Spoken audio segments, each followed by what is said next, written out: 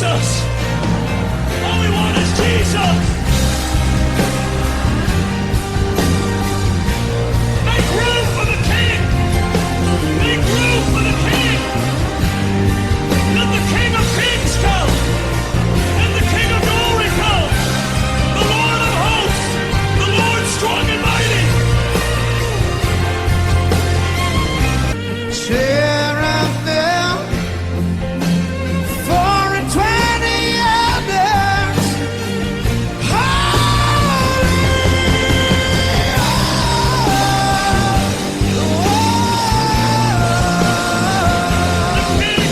Behold the King! Behold the King! Behold the King!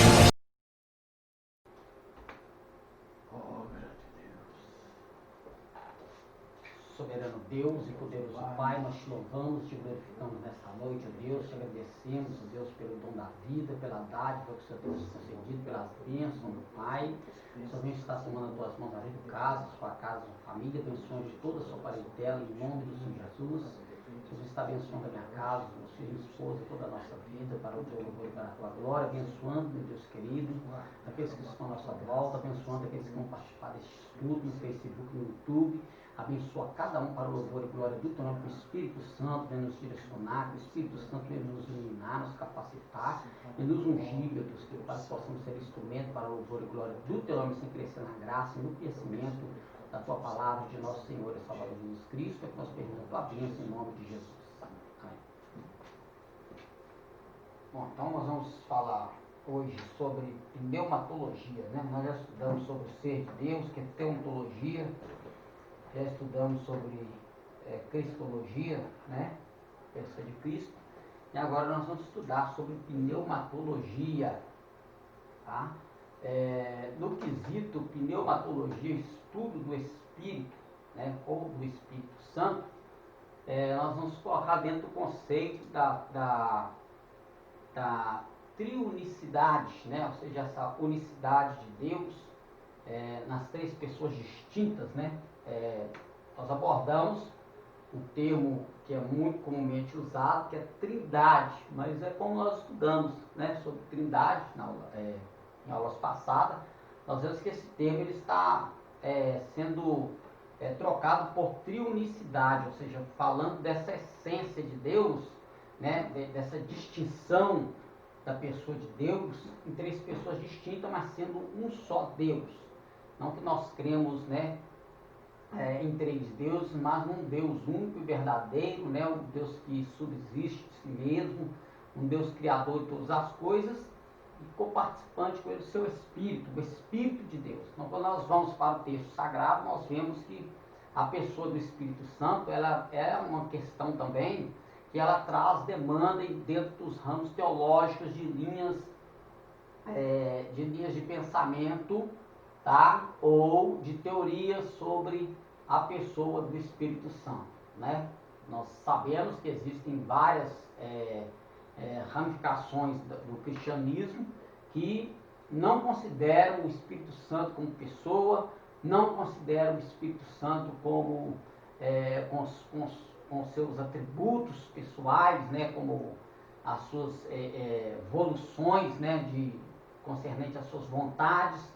Então, desconsideram. Tanto é que existe uma tradução conhecida como tradução do Novo Mundo.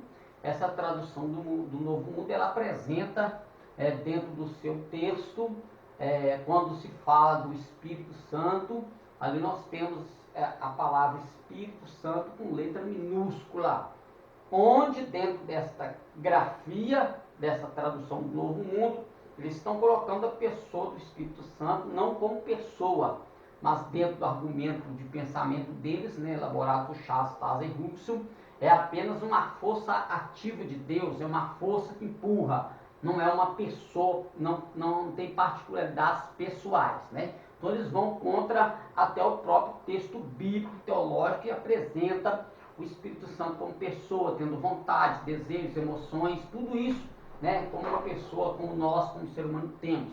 Mas eles não apresentam o Espírito Santo dessa forma. E aí vai de linha de pensamento para linha de pensamento, como é que eles vão ver essa questão da pessoa do Espírito Santo. Nós sabemos que no Primeiro Testamento, que nós conhecemos como Antigo Testamento, né, então, é uma questão também que está sendo trabalhada, né, porque a Bíblia não existe novo e velho na Bíblia. Né? A Bíblia em si ela é a palavra de Deus, tanto no Primeiro Testamento, que é o Tanakh, quanto no Segundo Testamento, que é a Brit Hadashah. Então, é um volume só. Nós sabemos que a Bíblia toda, na verdade, até um certo período da história, ela era apenas um livro, tanto o Novo quanto o Velho, né, ou seja, o Primeiro e o Segundo Testamento, era um livro só. Não tinha capítulo, não tinha versículo. Então, quando ela foi canonizada, né, quando houve a questão canônica, quando se fechou o cânon, tá? O cânon dos 66 livros, esse cânon foi fechado com todo o livro corrido, sem capítulos, versículos. Isso veio depois, anos depois. Então isso aí até fez essa questão que o próprio bispo, ele é que vai fazer essa separação em certo tempo de Antigo e Novo Testamento.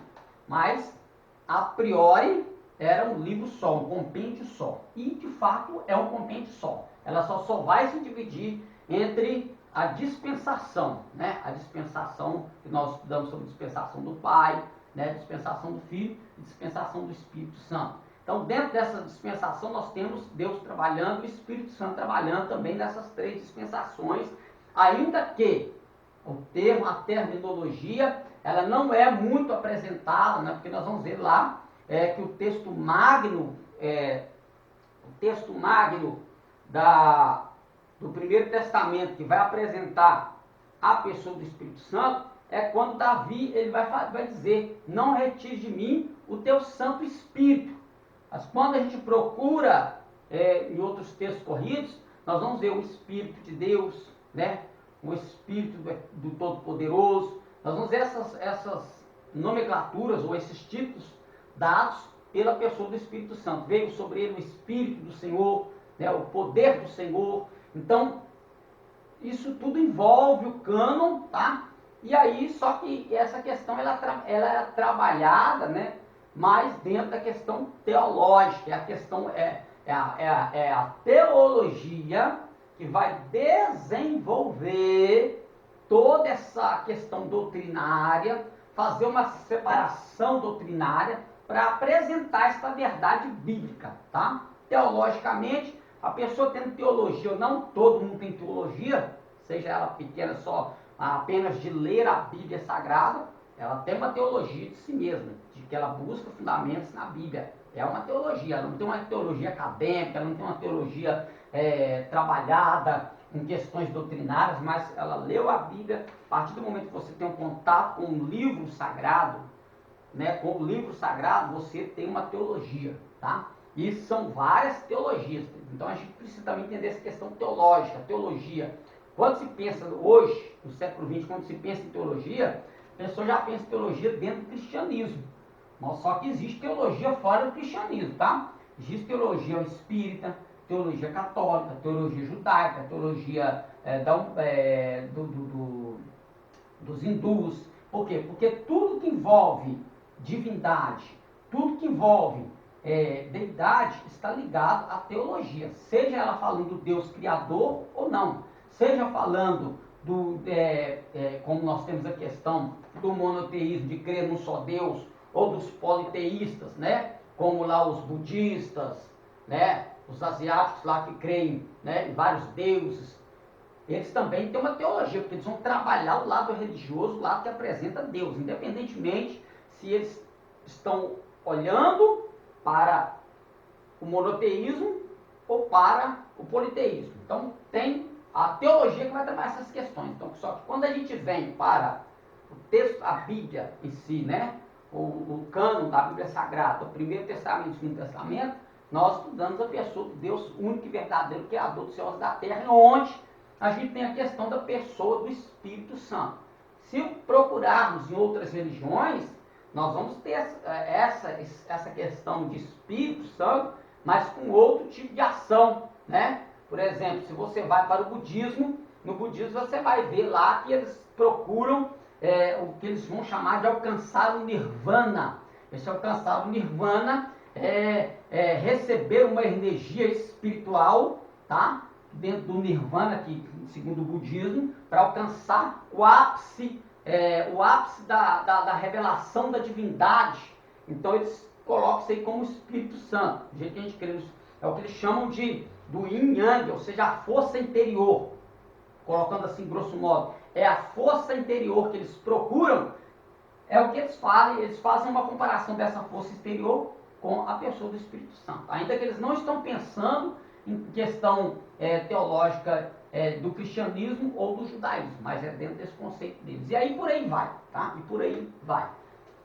Mas aqui, voltando aqui, então nós vamos abordar essa questão sobre a pessoa do Espírito Santo, para ver como algumas pessoas pensam, né, alguns ramos pensam, mas nós temos como a Bíblia nos apresenta já a questão trabalhada doutrinariamente, tá? Dentro do campo. Vamos lá. Pneumatologia.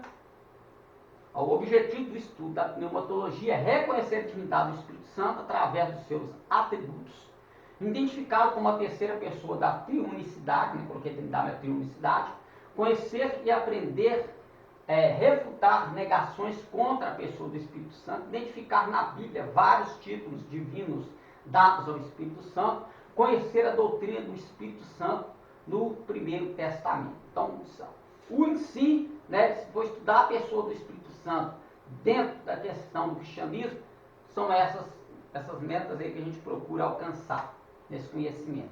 Pneumatologia, mais logia, né, ou pneumato, tanto faz, né, pneuma, ar, sopro, fôlego, no guia estudo.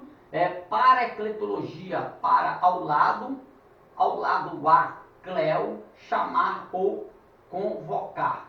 Quando Jesus Cristo ele vai usar a terminologia, não vos deixarei órfão, mas vos enviarei o outro Consolador, no grego a palavra Consolador, que Jesus vai estar usando, é esse aqui, ó, Paráclito, tá? É a palavra Paráclito, que é aquele que tem o mesmo atributo, né? Está ao lado. Como assim ao lado? É ao lado de ter uma distinção? Também, mas na questão de atributo, os mesmos atributos que Cristo tem, o Espírito Santo tem. Por isso que ele vai colocar o Espírito Santo como um agente que vai continuar essa obra na igreja, né? Porque Jesus redime a igreja e o Espírito Santo ele trabalha com a igreja. Então Jesus ele coloca o Espírito Santo dentro deste. Lembrando que na questão grega pneuma, né? Na questão grega pneuma, ali ar, sopro, fôlego e espírito. Então essas questões são trabalhadas também dentro do contexto, tá? Então a gente precisa observar às vezes o contexto para entender quando vai estar falando do Espírito Santo ou quando vai estar falando de uma pessoa. Quando a gente vai para a palavra hebraica que é ruach, a gente tem também essa mesma expressão, sopro, fôlego, ar, vento, espírito.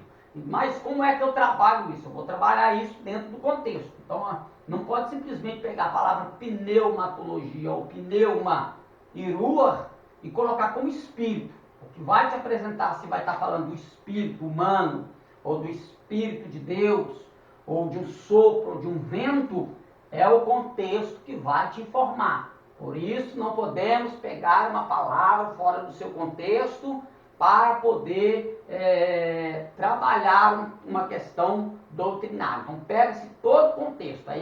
Então tem que ser tudo exegeticamente e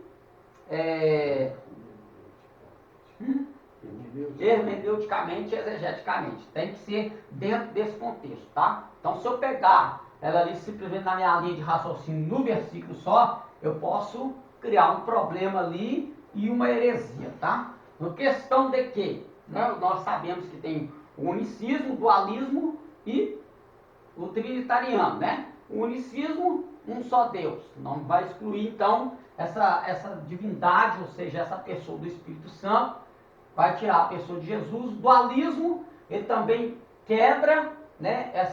Ele quebra porque ou você tem o Espírito Santo e Deus, ou você tem Jesus e Deus. E aí um tem que sair para você ter o dualismo. Mas só que se a gente observar dentro da Bíblia Sagrada, porque todo conceito teológico, toda raiz teológica, ela tem que estar baseada em três metas. Sempre trabalhar em 3 metas, né? Como assim 3 metas? Seria como na questão, vamos trabalhar na questão do ser humano. O ser humano, né, dentro da questão de tricotomia, nós temos corpo, né? Nós temos corpo, alma e espírito, né? Dentro da questão tricotomia, nós temos corpo, alma e espírito. O que mais que a gente pode trabalhar? A questão do tempo. Na questão do tempo, nós temos presente, passado e futuro, né? O que mais que a gente pode trabalhar dentro do conceito de pilar de 3? Nós temos a questão também de direita, esquerda e centro, né? Então, quando a gente olha para a questão da pessoa de Deus e do Espírito Santo, sempre nós vamos ter essa questão da triunicidade, ou da trindade, colocando o termo antigo, né? Das 3 pessoas distintas, tá? Trabalhadas, nós vamos ver aqui, nós vamos ver um diagrama aqui, né? Em piramidal, um diagrama piramidal, onde nesse diagrama piramidal a gente não consegue resolver, tá? Essa questão por causa da pessoa do Espírito Santo, porque nós vamos ter Pai, né, Filho e Espírito Santo, nessa questão piramidal, só que o Pai não é o Espírito não é o Filho não é o Pai é o Filho, o Espírito é o Filho. Então, como é que resolve isso? Não resolve. Por quê? Porque é uma questão teológica que tem que ser trabalhada e a questão de fé, né? Então, você pega de um lado para o outro, você choca de um lado da direita para a esquerda, você choca. Da esquerda para a direita, você também choca. Então, isso aí é uma questão que vai ser trabalhada, vai acabar, vamos dizer assim, né? Vai ser consumada a história da humanidade. E isso aí vai ficar pendente, tá? Como muitas outras doutrinas da Bíblia, que vai ter briga. Os meus netos vão brigar com os seus netos, o neto dos seus netos vai brigar com os netos dos meus netos e vice-versa. E a questão não será resolvida, tá? Porque é ato de fé. A natureza do Espírito Santo. Primeiro, personalidade, a pessoa do Espírito Santo. É um ser pessoal, a terceira pessoa da triunicidade. João 14, 16, 17, Mateus 3, 13 a 17. Pois em uma personalidade encontramos, primeiro, intelecto. O Espírito Santo tem intelecto, são os textos que nós vamos apresentar sobre o pensar do Espírito Santo. 1 Coríntios 2, 10 a 13, 1 Coríntios 12, 8, Romanos 8, 27. O Espírito Santo ensina, João 14, 26, João 2, 27, o Espírito Santo testifica, João 15, 26, o Espírito Santo fala, Atos capítulo 13, verso 2, Atos capítulo 21, verso 11, o Espírito Santo revela, Lucas capítulo 2, 26, 2 Pedro 1, 21, o Espírito Santo intercede, Romanos 8, 26, sensibilidade, né, os sentidos de evolução, né? Sensibilidade, Romanos 15, 30. Amor do Espírito, Efésios 4, 30. 4, 30. Se entristece, o Espírito Santo se entristece, Isaías 63, 10. Contristar, uma questão de contristar, trazer tristeza ao Espírito Santo, né? Ele tem ciúmes, Tiago 4, 5. Né? A volição, os desejos, são, né, distribui dons, como ele quer, né? 1 Coríntios 12, 11, Atos 16, 6 a 11, impedidos pelo Espírito Santo, né? O Espírito Santo, ele também ordena, né, de ir à Ásia, né? Quando o apóstolo Paulo, ele vai, Atos 16, 6 a 11, quando o apóstolo Paulo vai dizer que ele queria pregar e foi impedido pelo Espírito Santo, e o Espírito de Jesus não permitiu ir. Isso quer dizer que a missão, ela tem que ser feita dentro da vontade de Deus, por mais que a pessoa queira. Mesmo ele querendo, ele tem que ter um aval de Deus para fazer. Não se faz sem o aval de Deus. Não é simplesmente pelo querer. Tem gente que diz que querer é poder, né? Não é bem assim, não. uso dos pronomes pessoais. Então, o que vai apresentar o Espírito Santo como uma pessoa, o que prova também, são os pronomes pessoais que são usados para a pessoa do Espírito Santo. Se ele não fosse uma pessoa, se ele fosse uma força ativa, apenas uma energia cósmica, ele não teria esses pronomes, não seriam usados concernente ao seu ser, à sua pessoa, e, no que nós acabamos de ler agora também, ele não teria esses atributos de pessoa, que só as pessoas podem ter nelas, né? Então, no pronome, a palavra que substitui o nome, eu, né, concernente ao Espírito Santo, você vai achar em Atos 10, 19 a 20, ele falando do Espírito Santo, João 16, 8, o outro, João 14, 16, que é o Jesus vai dizer, o Consolador. O Espírito Santo, ele tem ações pessoais, coisas que as pessoas, nós agimos pelas nossas próprias vontades, e o Espírito Santo, ele tem isso também. Ele expressa ações pessoais como pessoa viva e atuante. Ele ordena, Atos 16, 6 e 7, ele ensina, João 14, 26, ele consola, Atos 9, 31, João 14, 26, ele revela, 2 Pedro 1, 21, ele convence, João 16, 8, ele fala, Apocalipse 2, 7, ele impede ações, Atos 16, 6, 7, e ele envia, Atos 13, 4. Exerce cargos pessoais. O Espírito Santo, ele vai colocar, né, dentro da igreja, pelo Espírito Santo, que ele vai direcionar cargos pessoais dentro da igreja. Ele tem ato de mestre, porque ele ensinará, João 14, 26.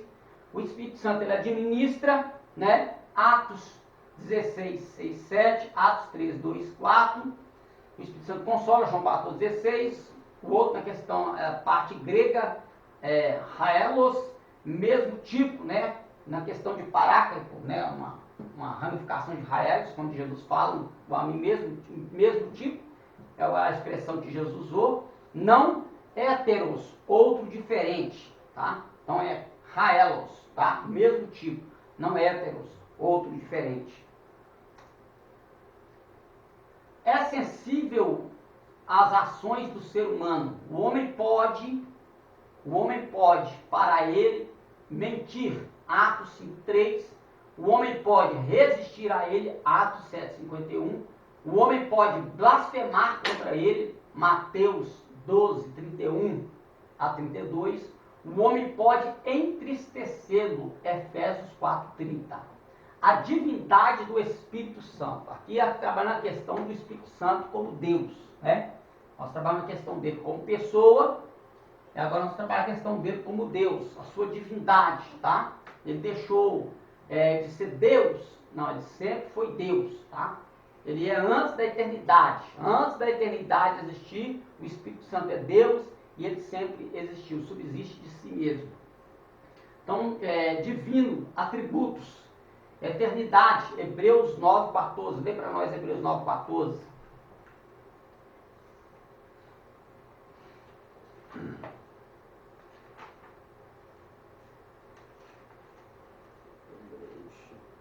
Hebreus capítulo 9, versículo 14. Quanto mais o sangue de Cristo, que pelo Espírito eterno se ofereceu a si mesmo imaculado a Deus, purificará a vossa consciência das obras mortas para servirdes ao Deus vivo?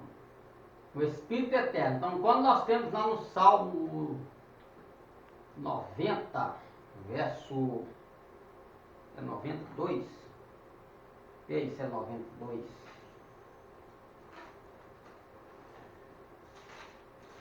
Salmo 90. Trabalha na questão de tempo.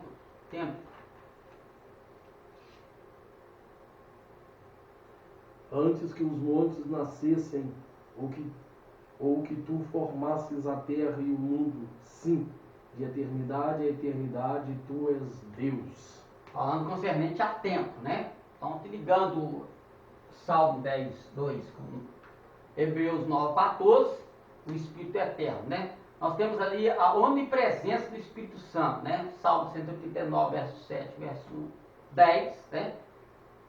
Onipotência, nós temos Lucas 1,36, Romanos 15, 12, 19. Nós temos a onisciência, 1 Coríntios 10, 2, 10, né? Que é a sua imutabilidade. relacionamento com a triunicidade. A verdade da triunicidade pode ser vista em batismo de Jesus, Mateus 3, 16, 17, né? Comissão apostólica, Mateus 28, 19, bênção apostólica, 2 Coríntios 3, 13, que trabalha a questão da triunicidade. Administração da igreja, Efésios 4, 4, decisões divinas, Gênesis 1, 26, Gênesis 3, 22, Gênesis 6, 3 e Gênesis... aí faltou uma vírgula aqui, e quebrou as pernas, 11, 1 a 7, não, Gênesis, 11, de 1 a 7, faltou uma vírgula ali. Então, a questão piramidal, conhecida como fluxograma sobre a triunicidade, né? O Pai não é o Filho não é o Espírito Santo não é o Pai, são três pessoas distintas, mas o Pai é Deus, o Filho é Deus, o Espírito Santo é Deus, o único Deus. Então, aí fica esse vai e vem, né? De assunto, o Pai é o Filho, então? Não, ele não é. Mas ele é Deus? É Deus. Então são dois deuses? Não, é um Deus só. Então os três, né, se convergem em um só, né? Eu não chamo, por exemplo, vou chamar a sua pessoa, né? Espírito Carlos, Filho Carlos, Pai Carlos. Não, chamar você de Carlos, né? É a mesma coisa aqui concernente à questão da triunicidade ser Deus, né? Se ele tem os seus atributos divinos, ele tem os atributos divinos, ele é Deus, tá? Mas vai depender o nome? Não. Como eles pegam o ovo também, né? A casca não é a gema não é a... Mas geralmente os unicistas, eles não gostam muito que a gente faça essa analogia, tá? O unicismo, quando ele quer combater a questão da Trindade, a primeira coisa que eles querem pegar a gente é iniciar. Você vai vir com aquela historinha de ovo, né? De comparação de ovo com casca, gema e clara, né? Ele já descarta essa... Tá? Mas quando você vai ver na questão piramidal, não vai resolver, porque é Deus. Eles creem que o Espírito Santo é Deus, eles creem que o Pai é Deus, eles creem que o Espírito Santo é Deus, mas eles não... Tipo assim, o fato da vamos colocar assim, da nomenclatura colocada teologicamente, é que gera toda essa questão, toda essa dúvida, toda essa briga, né, de se é um, se é três. Não, está brigando à toa. Mas não tem um nome, Trindade não tem nome, mas não tem nome unicidade também, tem que Deus é um, né? Jesus disse que eu e o Pai somos um. Então nós vemos isso, né, apresentando dentro do texto bíblico, sempre um apontando, eu e o Pai, são dois. E ele está dizendo, eu e o Pai, nós somos um, né? Então eu sou um, ninguém me chama espírito, ninguém me chama corpo, ninguém me chama alma, me chama pelo nome.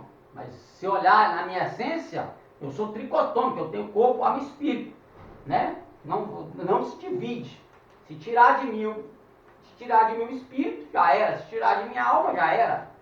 Tirar de mim o corpo, aí já era também, porque alma e espírito não vai perambular por aqui, né? Então nós temos esse negócio de alma penada, isso não existe. Existe até demônio solto por aí, alma penada não. É isso que existe, né? Então o Pai não tem como tirar a essência, dividir, né, a triunicidade na sua essência. A essência, o cerne da essência é Deus, independe, né? Então é uma questão que não tem como ficar em demandas. Atributos divinos do Espírito Santo: onipresente, onisciente, onipotente, verdade, soberania, retidão, justiça, santidade, retidão, bondade e verdade. Trabalhos divinos do Espírito Santo na criação, Gênesis 1, 2, Salmo 104, 30, Jó 33, 4. A transmissão da vida, Gênesis 2, 7, João 3, 3, Romanos 8, 11, 1 Pedro 3, 18. Convencimento, João 16, 8, 11, mensagem profética, 2 Pedro 1, 21, ressurreição de Jesus Cristo, 2 Coríntios 4, 13 e 14, distribuição de dons espirituais, 1 Coríntios 12, 7 a 11, expulsão de demônios, Mateus 12, 22, administração da igreja, Efésios 4, 22, nomes do Espírito Santo, ou seja, não nomes, questão de nome, assim, né, como nós temos dentro da Bíblia, assim, quando a gente olha teologicamente a Bíblia, a gente vai falar assim, os nomes de Deus, né, Elohim, Adonai, Jeová Irei, Yahvé Rafá. Então são nomes, não quer dizer que são nomes próprios, são o quê? São ações, que indicam ações, indicam formas de agir, né? Do Espírito Santo a mesma coisa, né? Nomes do Espírito Santo, qual a Bíblia vai nos apresentar, como também questão comparativa também, né? Alegóricas. O Consolador, João 14 a 7, no grego parácleto, ficar ao lado também a advocatus. O Espírito de Deus, Gênesis 1, 2, Mateus 3,16, 1 Coríntios 3,16. O Espírito de Cristo, João 14, 26, porque é enviado por Jesus. O Espírito de Cristo, enviado por Jesus Cristo para glorificar a Cristo. João 16, 14. O Espírito de adoção, Romanos 8, 15. O Espírito de vida, Romanos 8, 2. Então são títulos dados ao Espírito Santo, símbolos do Espírito Santo, fogo, que queima, Hebreus 12, 29, Isaías 4, 4, fogo que prova, 1 Coríntios 3, 13 a 15, fogo que abolece, Atos 2, 37, fogo que ilumina, Êxodo 13, 21, Gálatas 5, 18, vento, tá? Vento, a analogia é que o Espírito não vemos, e o vento também, mas o sentimos, João 3, 8. No Primeiro Testamento, e no Novo Testamento, é pneuma, e no Antigo Testamento é ruach. Água, João 7, 37, rio, Ezequiel 47, de 1 a 2, chuva, Isaías 55, 10. A água é abundante, nunca falta, refresca, descendenta, indispensável à vida.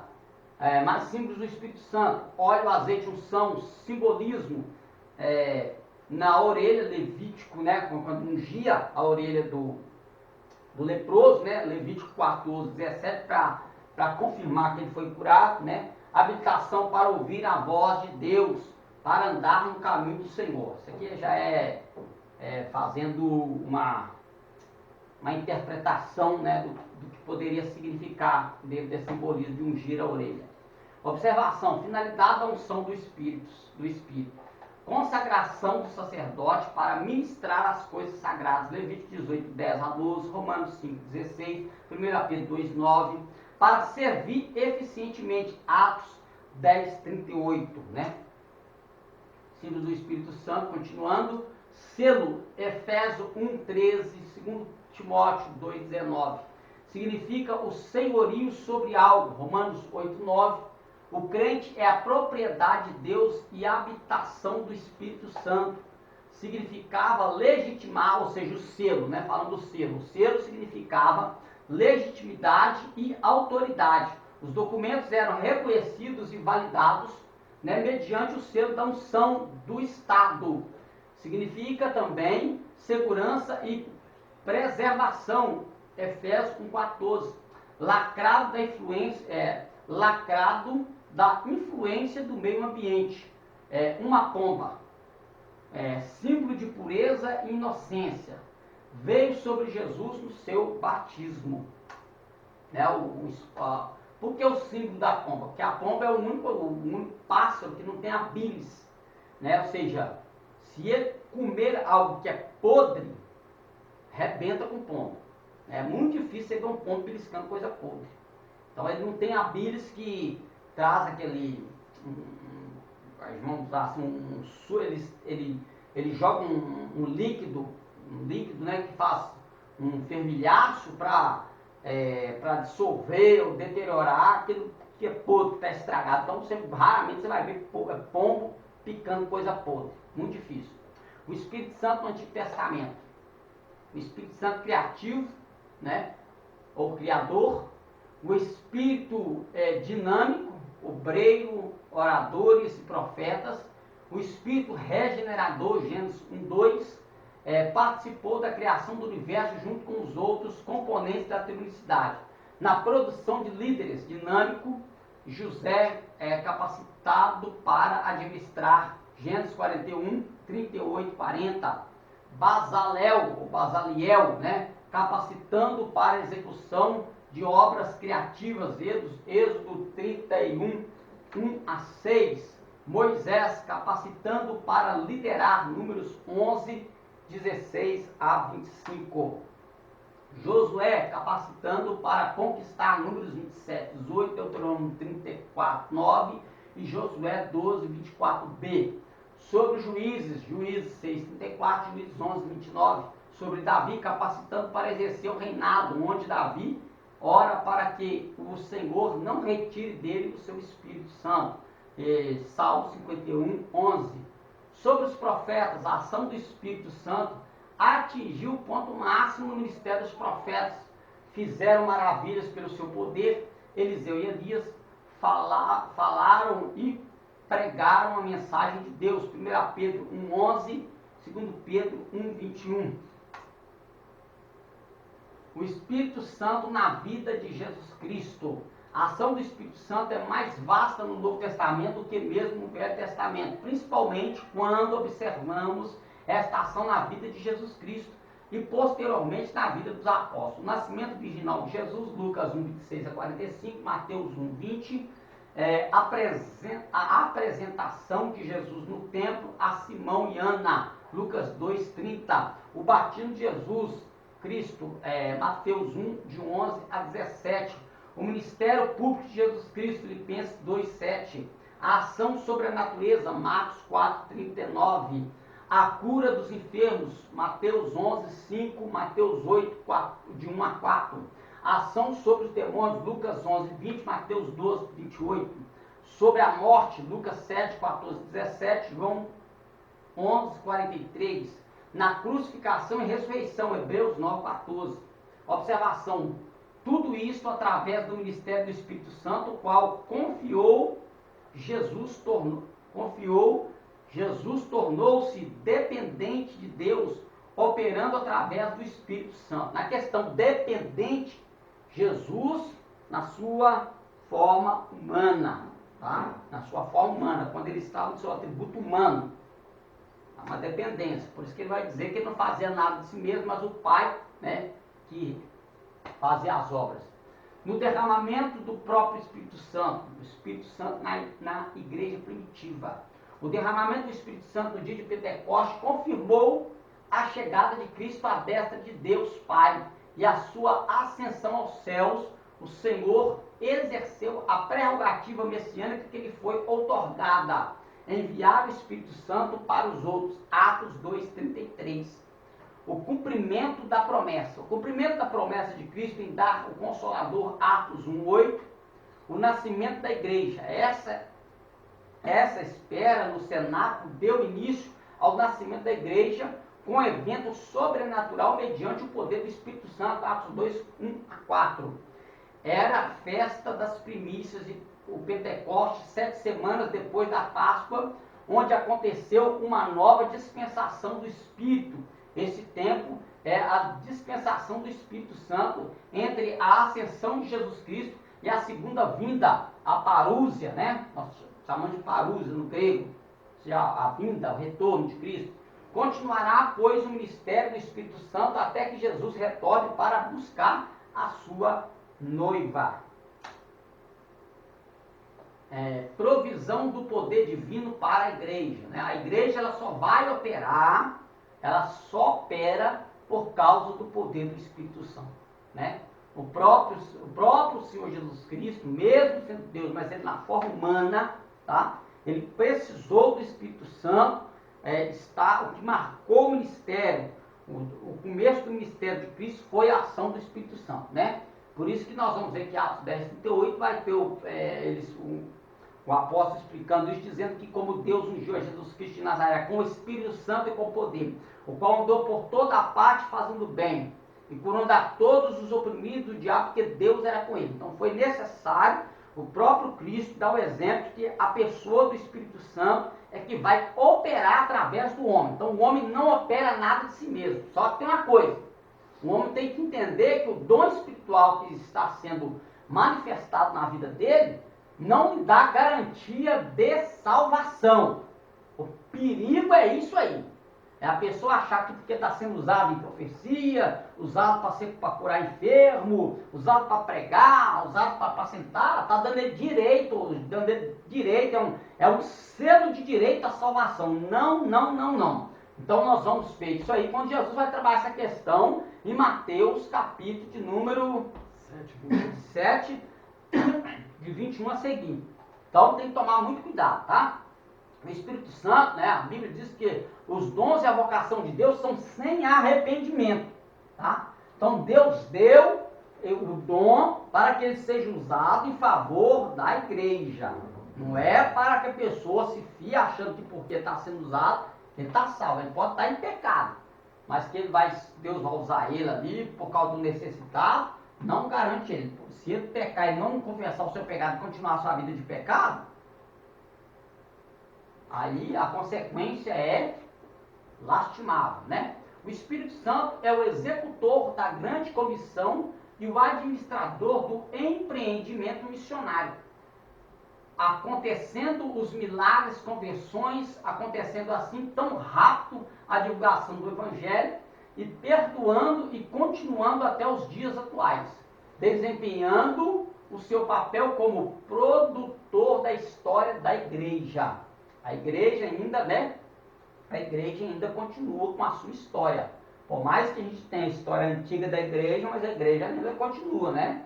E hoje, infelizmente, está sendo escrito sobre a história da igreja hoje. Quem vai ler daqui 20 anos, se assim permitiu o eterno, daqui uns 30 anos, se permitiu o eterno, quem daqui a 30 anos lê sobre a história da igreja do século XX, né?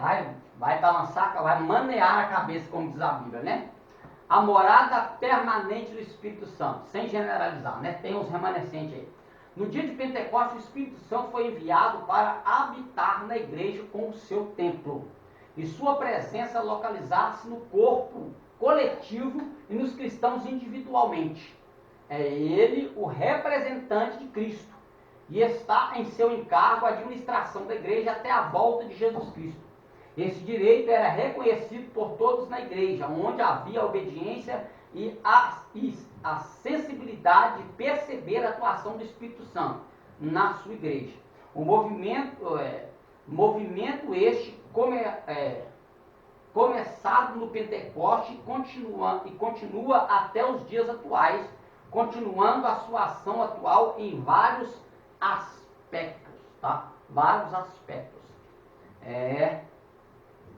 Até os dias atuais. Então, os sensacionalistas, né? Algumas igrejas que a gente conhece como igrejas, conhecidas como igrejas históricas, tem esse ramo sensacionalista que os dons espirituais, eles ficaram para a época dos apóstolos, não estão mais em evidência, né? Eu tive em um culto, não vou revelar onde, né? Que a pessoa diz que ele só acredita no dom que ele exerce, né? O dom que ele exerce, que ele não acredita, assim, é o que ele deixou a ser entendido, né? Eu entendi, que quem sabe ler um pingo é letra, eu entendi o que ele quis dizer, mas nas palavras dele eu só acredito nos dons que ele exerce ou que está sendo manifestado através da vida dele, tá?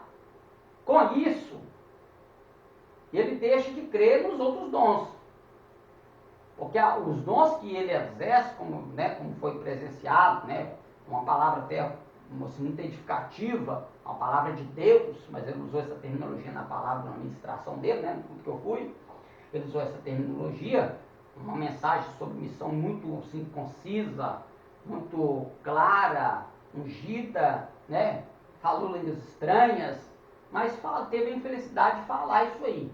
Mas ele falou forçado, dado ao que acontece na cidade em geral, né? Então ele fez um julgamento no meio dos pentecostais. Então, devido ao que os pentecostais estão fazendo nessa localidade, tanto de pessoas que estão atrás de profecia, de revelação, Eu acho que ele falou isso mais para privar o rebanho dele do que para dizer que ele acredita. Porque lá, infelizmente, muitos cristãos lá são fracos nessa questão de dons espirituais. São pessoas que estão apegadas à revelação, profecia. Eu acredito na revelação, acredito em profecia, acredito, né, nos dons espirituais, né, que a gente conhece como palavra do conhecimento. O que a gente chama de dom de revelação hoje, na Bíblia Sagrada, chama-se palavra do conhecimento.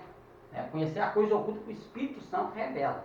Então ele diz que ele só acredita no dom que manifesta nele. Então ele pode arriscar o resto dos dons espirituais, arriscar até o que ele exerce, porque está no mesmo texto. Então não dá para me acreditar numa vírgula que está num texto e desacreditar na palavra que está lá. Difícil, né? Então os sensacionalistas não acreditam em dom nenhum, só no amor e na fé, né? Pega aí um texto isolado e usa essa questão aí. Vamos parar aqui, na página 12, tá? São 40 páginas. Vamos parar na página 12.